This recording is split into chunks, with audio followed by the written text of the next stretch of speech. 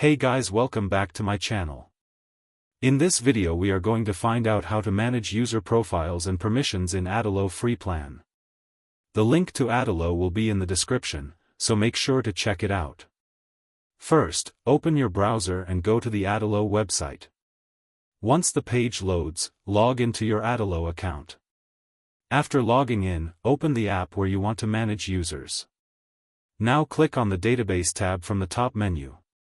Open the users collection in your database. Add or review fields like name, email, and profile image. Now go back to the Screens section.